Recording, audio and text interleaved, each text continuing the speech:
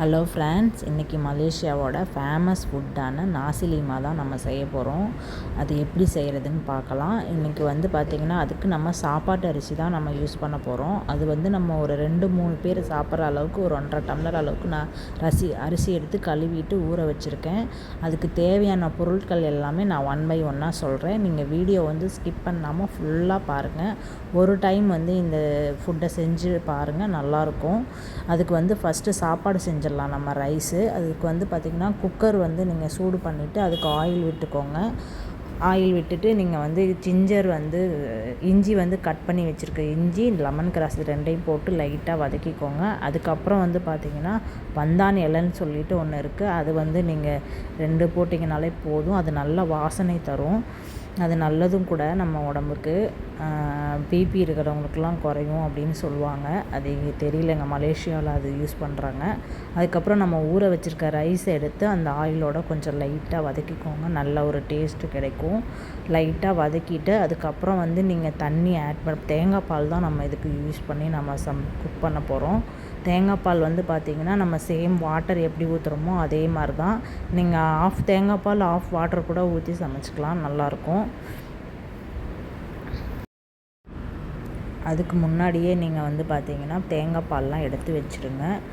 நாங்கள் இன்றைக்கி ஃபுல்லாகவே தேங்காய் பால் ஊற்றி தான் சமைச்சிருக்கிறோம். நமக்கு இதுக்கு தேவையான ஐட்டம்ஸ் எல்லாமே நான் முன்னாடியே ரெடி பண்ணி வச்சுட்டேன், கட் பண்ணி வச்சுட்டேன். அதே மாதிரி நீங்களும் பண்ணிவிடுங்க. அது எல்லாமே ரெடி பண்ணி வச்சுட்டு நீங்கள் பண்ணால் தான் கரெக்டாக குயிக்காக பண்ணுறதுக்கு கொஞ்சம் ஈஸியாக இருக்கும். நீங்கள் வீடியோ ஃபுல்லாக ஸ்கிப் பண்ணாமல் பாருங்கள். இதுக்கு நான் 1 டம்ளர் ரைஸ்க்கு 2.5 டம்ளர் அளவுக்கு நாங்கள் தேங்காய் பால் ஊற்றிருக்கோம். நாங்கள் எப்போயுமே வீக்கெண்டு சாட்டர்டே சண்டேனா 2 பேரும் சேர்ந்து சமைச்சு ஏதாவது புதுசாக இந்த மாதிரி ஃபுட்டெல்லாம் செஞ்சு சாப்பிடுவோம். இதில் பார்த்திங்கன்னா நாசி லீமா அப்படிங்கிறது ரொம்ப இங்கே மலேசியாலேயே பிடிச்ச ஒரே ஒரு ஃபுட்டுன்னா அது மட்டும்தான் எனக்கு. என் ஹஸ்பண்டுக்கு நிறைய ஃபுட்டு பிடிக்கும். இங்கே ரொம்ப ஃபேமஸ் அந்த ஃபுட்டு. ஒரு பக்கம் ரைஸ் வெந்துட்டுருக்கட்டும், நம்ம இன்னொரு பக்கம் நம்ம சம்பால் செய்ய ஆரம்பிச்சிடலாம். சம்பாலுங்கிறது ஒன்றும் பெரிய இது இல்லை. தக்காளி இந்த மாதிரி நம்ம ஊர் இந்தியா இதில் தக்காளி தொக்கு செய்கிறோம் இல்லையா, அதே மாதிரி தான் இங்கே கொஞ்சம் டிஃப்ரெண்ட்டாக செஞ்சுருப்பாங்க. அதுக்கு முன்னாடி நம்ம கடாயில் சூடு பண்ணிவிட்டு ஆயில் கொஞ்சம் விட்டுட்டு அதை வேர்க்கடலை கிரவுண்ட்நட் கொஞ்சம் வறுத்து எடுத்துக்கலாம். வறுத்து எடுத்து தனியாக வச்சிடலாம். அதுக்கு முன்னாடி பார்த்திங்கன்னா நிறைய டைம் நாங்கள் இந்த ரைஸ் செஞ்சு சாப்பிட்ருக்கோம். இந்த டைம் இன்னும் ரொம்ப பெட்டராக சூப்பராக வந்திருந்தது. மேபி உங்களுக்கெல்லாம் ஷேர் பண்ணி சாப்பிட்றனாலையோ என்னவோ தெரியல. அதுக்கப்புறம் அதே எண்ணெயில் நீங்கள் கொஞ்சம் வேணால் எண்ணெய் பத்தலைன்னா ஆட் பண்ணிக்கோங்க. நம்ம கருவாடை நல்லா கழுவி எடுத்து வச்சுருக்கோம். லைட்டாக ஃபேனில் வச்சு அதை உலர்த்திக்கோங்க. அப்படி இல்லைன்னா கூட ஓகே, கொஞ்சம் தண்ணியில் போடுறதுனால வெடிக்கும். அது பார்த்து பண்ணிக்கோங்க. இதை நல்லா கழுவி எடுத்த பிறகு அதே மாதிரி எண்ணெயில் போட்டு வறுத்து எடுத்துக்கோங்க. நல்லா கிறிஸ்பியாக வர வரைக்கும் வறுத்து எடுத்துக்கோங்க. இது கொஞ்சம் லாங் வீடியோ தான், கொஞ்சம் பொறுமையாக இருந்து பார்த்து செய்யுங்க, நல்லாயிருக்கும் டேஸ்ட்டு. நீங்கள் ஸ்கிப் பண்ணாமல் பார்த்து பொறுமையாக ஒவ்வொரு ஸ்டெப்பும் பார்த்து பண்ணுங்கள். லாங் வீடியோங்கிறதுனால ஸ்கிப் பண்ணிடாதீங்க. அட்ஜஸ்ட் பண்ணி பொறுமையாக பார்த்துட்டு அதுக்கப்புறம் பண்ணுங்கள். ஃபுல்லாக ஃப்ரை ஆகிடுச்சு. நம்ம எடுத்து இன்னொரு பிளேட்டுக்கு மாற்றி வச்சிடலாம். அதுக்கப்புறம் அந்த எண்ணெயெல்லாம் வேஸ்ட் ஆகாது. நம்ம அதே எண்ணெயில் நம்ம அதில் தான் சம்பால் பண்ண போகிறோம். சம்பாலுக்கு நம்ம கார்லிக் லைட்டாக அதை பொடி பொடியாக கட் பண்ணி வச்சுருக்கேன். நீங்கள் தட்டி கூட போட்டுக்கலாம், ஒன்றும் ப்ராப்ளம் இல்லை. ஆனியன் ரொம்ப பொடிசாக கட் பண்ணி வச்சுருக்கேன். அந்த ஆனியனும் நம்ம சேர்த்துக்கலாம். இதுக்கு பெரிய மசாலாலாம் எதுவும் கிடையாது. இதில் ஆனியன் நல்லா எண்ணெயில் ஃப்ரை பண்ணணும். ஃபுல்லாக குக் ஆகணும். ஃபுல்லாக குக் ஆன பிறகு தான் நீங்கள் தக்காளி நம்ம அரைச்சி வச்சுருக்கோம். தக்காளி அரைச்சி நீங்கள் தக்காளி நல்லா பழமான தக்காளியாக எடுத்துக்கிட்டிங்கன்னா நல்லாயிருக்கும். காயான தக்காளியாக இருந்தால் கொஞ்சம் நல்லா இருக்காது டேஸ்ட்டு. பழமான தக்காளி எடுத்து மிக்ஸி ஜாரில் போட்டு நல்லா ஃபைனாக அரைச்சி வச்சுக்கோங்க. அதுக்கப்புறம் ஆனியன் நல்லா குக் ஆன பிறகு நீங்கள் தக்காளி ஆட் பண்ணிக்கலாம். அது வரைக்கும் நல்லா குக் பண்ணிக்கோங்க. இதுக்கு ஆயில் கொஞ்சம் அதிகமாகவே செலவாகும், கொஞ்சம் அதிகமாகவே விட்டுக்கோங்க. நீங்கள் ஸ்டோர் பண்ணி கூட வச்சுக்கலாம். ஒரு 2-3 நாளைக்கு ஃப்ரிட்ஜில் ஸ்டோர் பண்ணி வச்சுக்கலாம். 1 வீக் வரைக்கும் கூட வச்சுக்கலாம். சம்பால் வச்சு ஃப்ரிட்ஜில் வைக்கிறதா இருந்தால் வச்சு கூட நீங்கள் சாப்பிட்டுக்கலாம். வேறு அதர் ஐட்டம்ஸ்னால் இட்லி தோசை கூட தொட்டுக்கலாம், நல்லாயிருக்கும். நம்ம அரைச்சி வச்சுருக்க தக்காளி பேஸ்ட்டை ஊற்றிட்டு அது பச்சை வாசனை போகிற வரைக்கும் நல்லா வதக்கிக்கோங்க. நீங்கள் முடிஞ்சால் மூடி போட்டு வச்சு கூட கொஞ்சம் நேரம் நல்லா குக் பண்ண விட்டுருங்க. நல்லா குக் ஆனதுக்கப்புறம் தான் நீங்கள் வந்து மற்ற மசாலாலாம் ஆட் பண்ணணும். மசாலா வந்து ரெட் சில்லி பவுடர் மட்டும்தான். ரெட் சில்லி பவுட்ரு கொஞ்சம் நிறைய காரம் வேணுங்கிறவங்க நிறையா போட்டுக்கோங்க. நாங்கள் கம்மியாக தான் போட்டிருக்கோம்.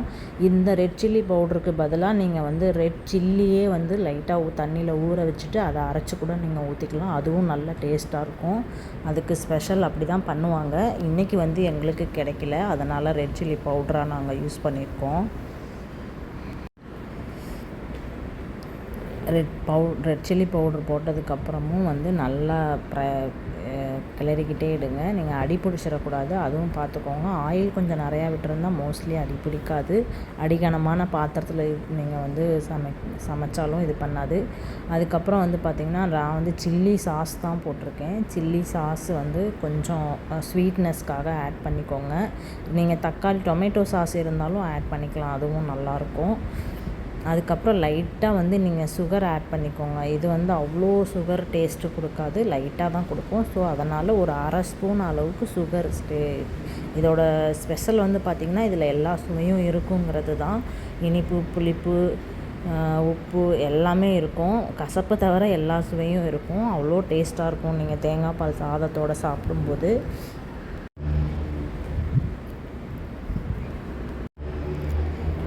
எல்லா பொருளுமே ஆட் பண்ணிட்டீங்க அப்படின்னா நல்லா வந்து குக் பண்ணி எடுத்துக்கோங்க. நல்லா வந்து ஃபைன் அண்ட் பேஸ்ட் மாதிரி வரணும். தண்ணியாக இருந்தால் இது வந்து நல்லா இருக்காது. நாங்கள் மோஸ்ட்லி வந்து பார்த்திங்கன்னா மந்த்லி 1 டைம்ஸ் ஆகுது இந்த ஃபுட்டு நாங்கள் செஞ்சு சாப்பிட்ருவோம். என் ஹஸ்பண்டுக்கு வந்து ரொம்ப ரொம்ப பிடிச்ச ரைஸ் இது தான் மலேசியா ஃபுட்டுலேயே.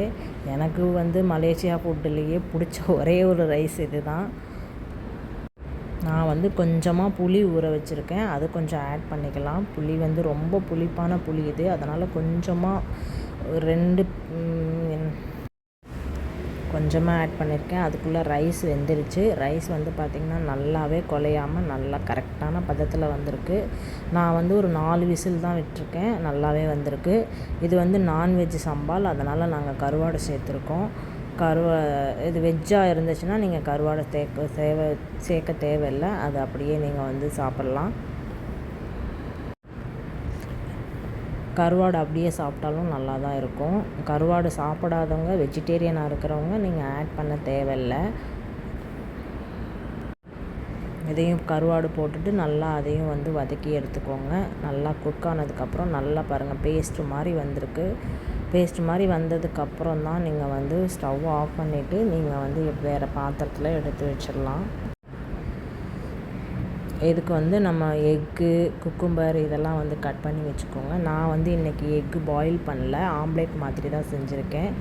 அதுக்கு ஆம்லேட் வந்து பார்த்திங்கன்னா ஃபஸ்ட்டு ஒரு தோசை தவா ஸ்டவ்வில் வச்சு சூடு பண்ணிக்கோங்க. லைட்டாக ஆயில் விட்டுட்டு எக்கு வந்து எப்பயும் ஆம்லேட் செய்கிறது பெரிய விஷயம் இல்லை, இருந்தாலும் நான் சொல்கிறேன். பிகைனர் தெரியாதவங்க அப்படிங்கிறவங்களுக்கு நான் சொல்கிறேன். ஆயில் இது மாதிரி ஸ்ப்ரெட் பண்ணி விட்டு எக்கு உடச்சி ஊற்றிக்கோங்க. நான் வந்து மிக்ஸ் பண்ணலை, அப்படியே உடச்சி ஊற்றி தான் பண்ணியிருக்கேன். இது வந்து இங்கே வந்து சேர்த்து தான் தருவாங்க, எக்கோடு சேர்த்து தான் வந்து சாப்பிடணும், அப்போ தான் நல்லாயிருக்கும். நான் வந்து இன்றைக்கி ஆம்லேட் மாதிரி பண்ணி சேர்த்து சாப்பிட்ருக்கோம். நாங்கள் சால்ட்டு கொஞ்சம் ஆட் பண்ணிவிட்டு அதுக்கப்புறம் பெப்பர் கொஞ்சம் ஆட் பண்ணிக்கோங்க. ஆட் பண்ணிவிட்டு நல்லா சிம்மில் போட்டு வேக வைங்க. நல்லா வெந்துடும், சாஃப்டாகவும் இருக்கும், உங்களுக்கு வந்து ரொம்ப ஹார்டாகாது.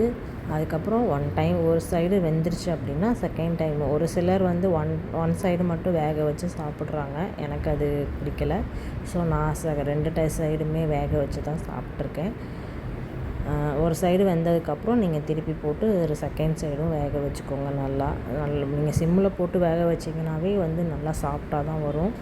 நீங்கள் வந்து ஃபுல்லாக இவ்வளோ லாங்காக போட்டிருக்கேன் வீடியோ அப்படிங்கிறனால பார்க்காம ஸ்கிப் பண்ணிவிட்டு மிஸ் பண்ணிவிட்டு இது பண்ணாதீங்க, பாருங்கள். வீடியோ பிடிச்சிருந்துச்சு அப்படின்னா கமெண்ட்ஸில் சொல்லுங்கள். சாப்பாடு செஞ்சு பார்த்துட்டு சாப்பிட்டு எப்படி இருக்குதுன்னு சொல்லுங்கள். நீங்கள் எப்பயும் சாப்பாடு வந்து எங்கள் வீட்டில் எங்கள் குட்டி தான் வந்து பரிமாறணும்னு சொல்லுவாள். அதே மாதிரி தான் இன்றைக்கி எல்லா சாப்பாடும் எடுத்து வச்சதுக்கப்புறம் அவளே போடுறான்னு சொல்லி ஸ்ட்ரக்சர் வந்து இப்படி தான் இருக்கும். இந்த மாதிரி தான் வச்சு கொடுப்பாங்க. எல்லாத்துலேயுமே கொஞ்சம் கொஞ்சம் எடுத்து வச்சு சாப்பிட்டு பாருங்கள், நல்லாயிருக்கும். வீடியோ பிடிச்சிருந்துச்சின்னா